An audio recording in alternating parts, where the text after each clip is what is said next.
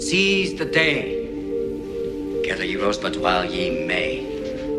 Over the last decade, I have been on a journey of self-discovery.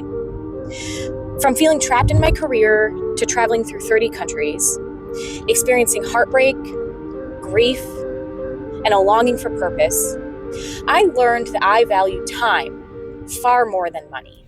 So for the last 2 years, I have been living in my car, by choice, mostly in this parking lot. Because after a 6-year gap, I returned to work as an accountant. But this time was different.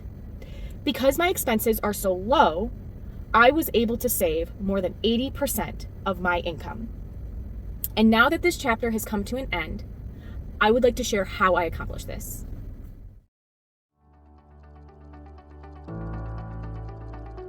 Sleeping well is the most important factor to consider when living in your car. I wanted the comfort of a real bed without doing any permanent modifications. But I also wanted access to my back seat when my bed is not in use.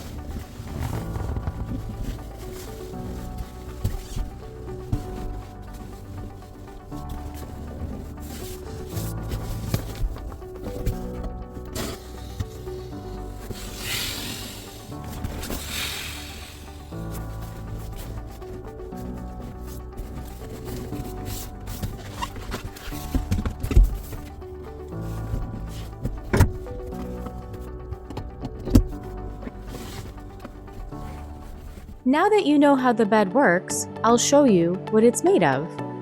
To the left of the platform is a picnic blanket, a yoga mat, and 3 containers we'll go through later. The mattress is a 3-inch Tempur-Pedic Topper. I cut a small crescent in the foam to better fit around the back seat. Leaving the back seat up provides firmness to the mattress and an additional place to sit. To protect my Tempur-Pedic, it is sealed in a zippered mattress cover. The Tempur-Pedic rests upon a 4-inch camping air pad, acting as a box spring. Finally, the bed would not be comfortable without a level surface to sleep on.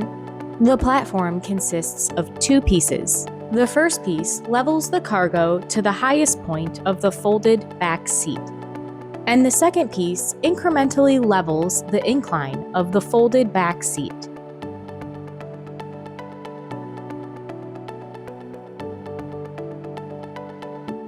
The platform was constructed of multiple pieces of 1/2-inch insulation foam board securely duct taped together.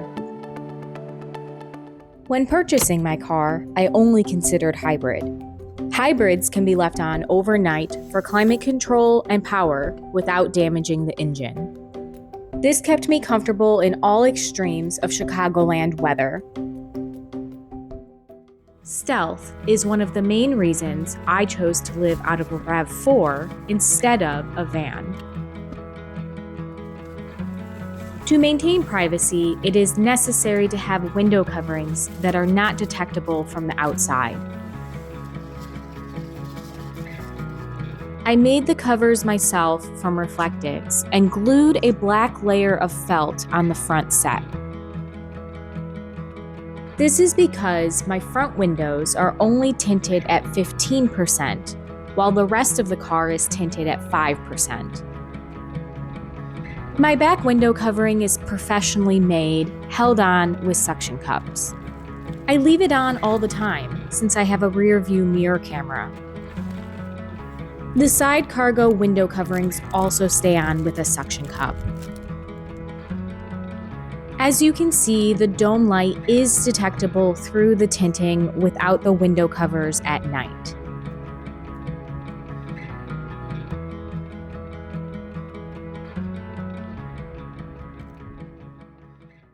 Olive prefers to sleep in the heated front seat. but typically she'll come under my covers by the early morning.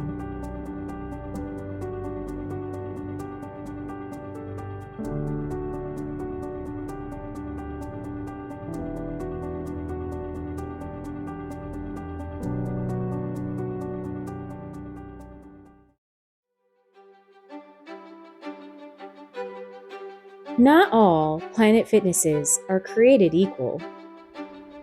I was incredibly lucky to have access to the top-tier facilities at this Planet Fitness, and believe it was a significant factor in my success in the lifestyle.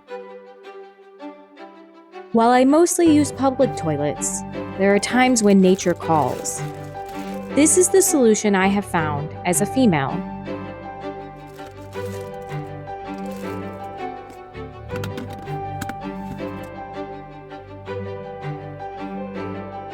While I do not do this in my car, I do keep a camping toilet bag on hand in case of an emergency.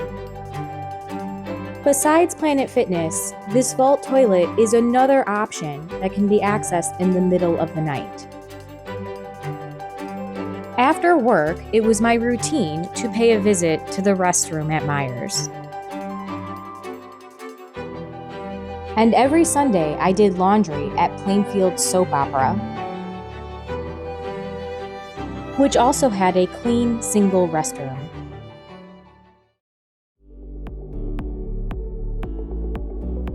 The centerpiece of my kitchen is my Alpacool refrigerator.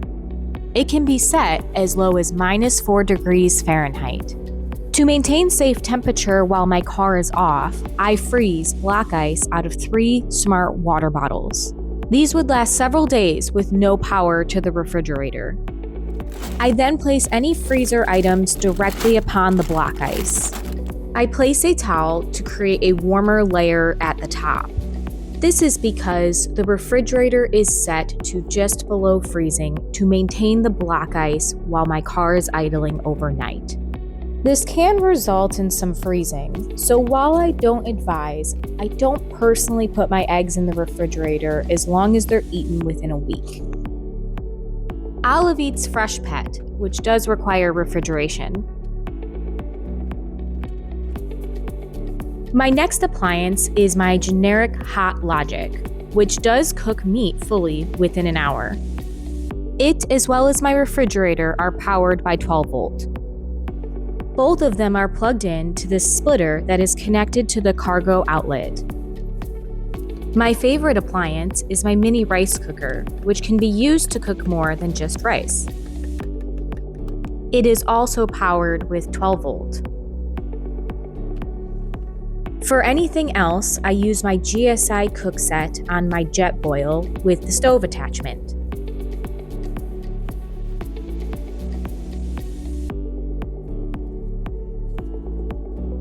I bought the Jetboil Java so I could French press coffee.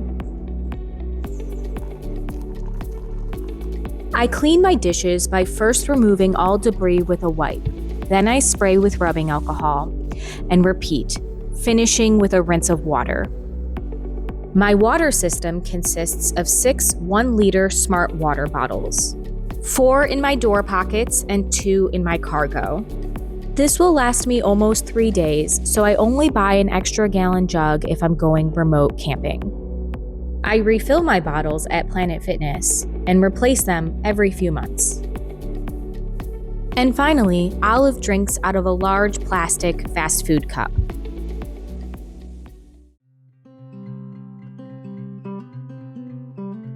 Minimalism and organization are necessary when living in a car.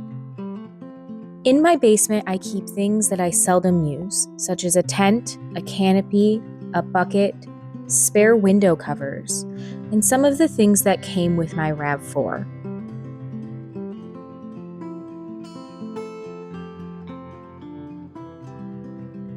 In the large container, I store my Cooksets, an air pad for the tent, lights for camping, including a laser light that required a 12 volt to AC adapter, a hammock, a folding chair, an air pump for the tires, including a tire repair kit, and a car tender to jump car batteries. I store my telescopic table to the left of the large container. This container is my miscellaneous drawer, where I store extra hygiene products, first aid, and medicines, as well as my laundry detergent. And the other container is where I store my clothes. When my bed is folded away, I call this living room mode, which I am lucky to be able to do because I'm so short. Under my refrigerator, I store my sandals and extra shoes, a travel backpack and winter coat, as well as a box with some mementos. I have 2 backpacks. The gray one I use for bringing clothes into Planet Fitness or for hiking, and the green one I use for my hygiene products, including my shower shoes. Under the driver's seat, I keep my Zero shoes and some slippers. The only shoes you haven't seen are the Zero shoe boots I'm currently wearing. Behind the driver's seat, I have a storage organizer. This is where I keep my wipes and my bags for my chamber pot, as well as rubbing alcohol for cleaning my dishes. I have been doing Uber Eats, so I've been keeping my electric blanket up front. But usually I keep it in the back under my mattress to preheat the memory foam when it's cold. In the passenger footwell, I keep my generic Hot Logic, my laptop, my camera gear, plastic bags since Colorado does not provide them, my rice cooker, and Olive's things, though Olive's favorite Frisbee is not in the car at the moment. As a Chicagoland native and having lived in Plainfield before living in my car, I was confident this was a safe neighborhood. I chose this location specifically because of its proximity to Planet Fitness, as well as the only 4-minute commute to my job. Initially, I rotated spots between the Myers, Menards, and Planet Fitness parking lots, but quickly found myself favoring this spot because of how quiet it was. I was very lucky to have no issues in the Myers parking lot, but it is not advisable to stay in the same spot every night, especially if you are on the road. Walmart is my first choice when traveling. While not all locations allow overnight parking, you can oftentimes see neighbors. Some other options include Cracker Barrel, rest areas and truck stops, casinos, and hospitals. But out of respect, I only use hospitals if I'm in a real pinch to find a location, or if they have a parking garage and there's severe weather. When choosing a spot, I try to stay in affluent neighborhoods. One way to pinpoint these is to find the Whole Foods, the Tesla dealership, or the cluster of Tesla chargers. As a car camper, the most rewarding locations are BLM and National Forest land. In most cases, you can camp up to 14 days for free. To find these campsites, I use a website called freecampsites.net. Some of the locations listed don't end up working out, so I do advise having a backup. But many locations are absolutely breathtaking.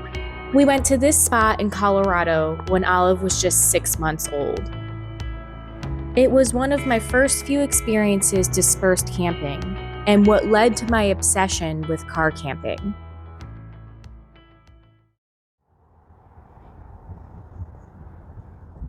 So while I was working my accounting job, Olive actually didn't live with me.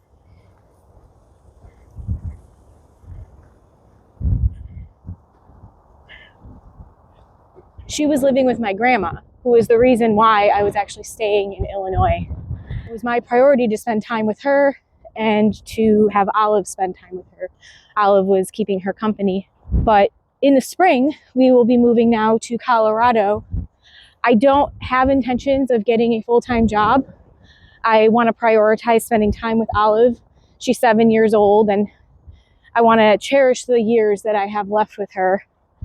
But if I was to get a full-time job, what I would do is get a doggy daycare for her for the normal work week, but then also have some rover sitters on call for any other emergencies. In the fall, we went on a long road trip through 20 different national parks and filmed the whole adventure. Olive even has some POV footage in there, which is super cool. if you're interested in checking out those adventures, I have a playlist right here that you could check out. And thank you so much for watching this video. I hope it helped however it can. And if there's anything I left out, please feel free to leave a comment.